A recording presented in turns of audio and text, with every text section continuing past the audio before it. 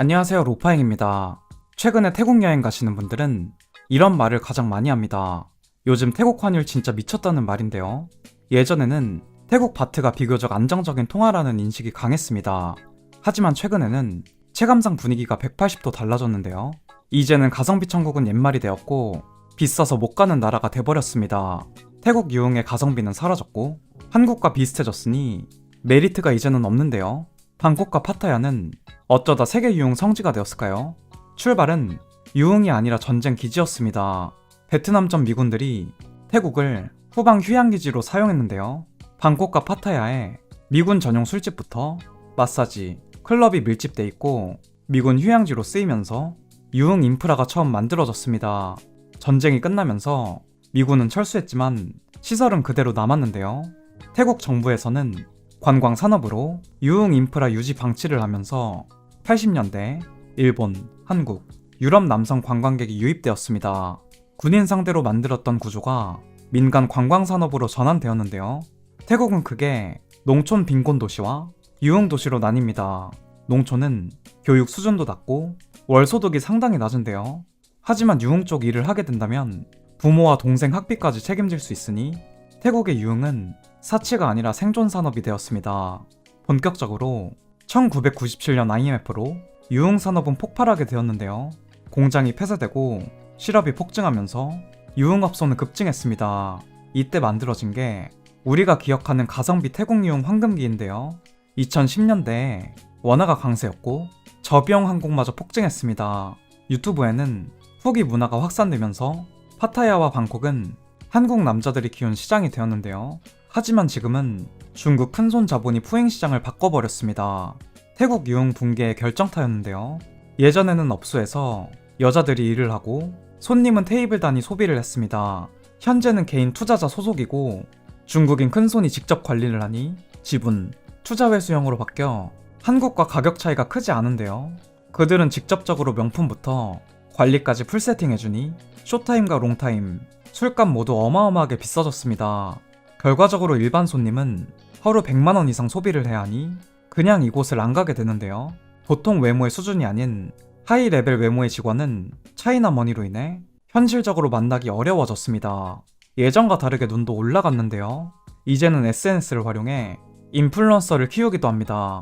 워킹걸들은 20대 초반 예쁜 외모로 월 1000만원 이상 번다고 하는데요. 그래서 태국에서는 남자들이 레이디 보이를 많이 하고 있습니다.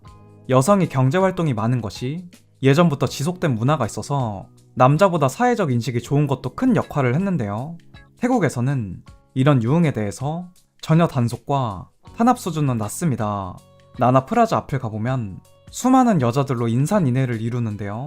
관광 경찰들이 상주하고 있고 순찰도 돌며 사복 경찰들도 있어서 오히려 장려하는 느낌까지 받게 됩니다. 관광업이 20%를 차지하는 나라이고 한국인들이 많이 찾았는데 이제는 가격이 월등히 비싸져서 더 가성비가 좋은 곳을 찾게 되는데요. 태국 워킹걸들은 SNS 계정을 키워 장기 여행객 또는 돈이 많은 남자친구를 만들어 여행을 다니기도 합니다. 태국은 빈부격차가 정말 심해서 유흥도 천지차이인데요. 물가가 비싸졌는데 특히 유흥을 즐기시러 가시는 분들은 더욱 빡센 곳이 되었습니다. 후기를 보더라도 차라리 한국 유흥이 훨씬 낫다, 태국 유흥을 가는 메리트가 전혀 없어졌다, 뭐 이런 분위기로 바뀌었습니다. 게다가 태국 바트화 상승으로 인해 2025년 여행객 수는 10% 가까이 줄었다고 하는데요. 코로나 시기도 아닌데 이 정도로 급감을 하니 관광 대국인 태국은 굴욕적인 한 해였습니다. 국경 분쟁부터 범죄 증가 등 여러 원인이 있겠지만 바트화 환율이 2021년 6월 이후 최저로 떨어지면서 바트화 강세는 심각해지고 가성비 좋은 동남아 관광지라는 장점이 사라져버렸는데요.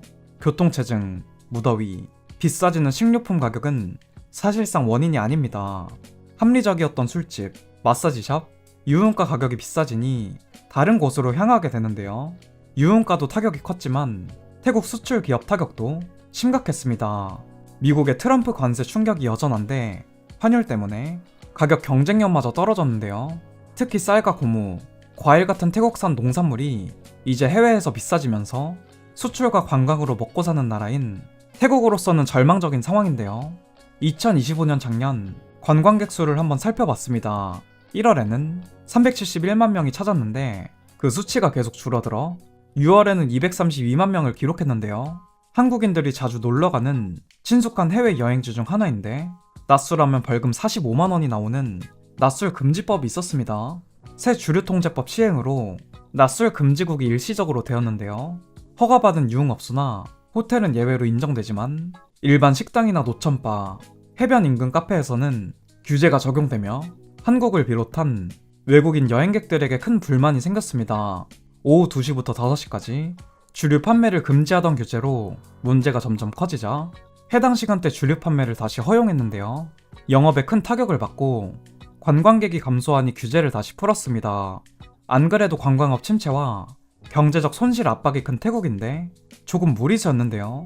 태국 방콕의 물가는 한국과 큰 차이가 없습니다. 바트 환율 상승으로 진짜 엄청 비싼데요. 동남아라고 생각하고 여행을 오게 된다면 깜짝 놀라는 수준입니다. 맥주 가격과 밥값은 한국의 90% 정도인 것 같은데요. 맥주 가격은 100바트이니 대략 4,000원입니다. 관광 국가이니 당연히 호텔 가격만큼은 한국 대비 저렴한 편인데요. 물가 매력도는 떨어지는데 숙박 매력도는 아직까지도 경쟁력이 있습니다. 이곳으로 유흥을 오시는 분들은 크게 두 가지 장점을 보고 오셨는데요. 비교적 저렴한 호텔비와 자국에서보다 남자 대우를 더 받는 장점이었습니다. 하지만 지금은 물가가 비싸져서 한국 남자들은 태국 유흥가를 가지 않습니다. 일단 언어적으로 통하지 않고 대체할 수 있는 여행지들이 생겼는데요. 베트남도 예전보다 비싸졌지만 태국 대비 여전히 30%는 저렴합니다. 파타야 유흥가를 가게 된다면 잠깐 노는데 30에서 50만원 수준이고 3일을 놀면 돈 100만원은 그냥 깨지는데요. 비행기 값에 호텔값, 공항에서 파타야 택시비까지 다 더하게 된다면 3일의 예상 비용은 200만원 이상입니다. 식비는 포함을 안 했으니 정말 푸잉 먹여 살린다는 말이 현실이 되고 있는데요.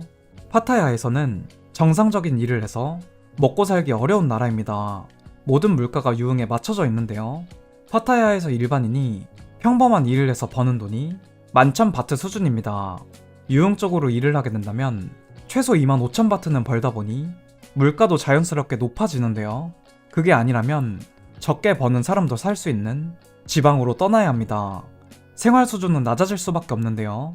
결과적으로 파타야는 도시 전체가 여성들이 유흥으로 유입되는 구조로 정착하게 되었습니다. 한국인들이 떠난 자리를 현재는 서양인들, 그리고 중국, 인도 사람들이 채워가고 있는데요. 여러분은 태국 유흥가에 대해서 어떻게 생각하시나요? 오늘 제가 준비한 영상의 내용은 여기까지입니다. 다음 이야기에서 다시 뵙겠습니다. 감사합니다.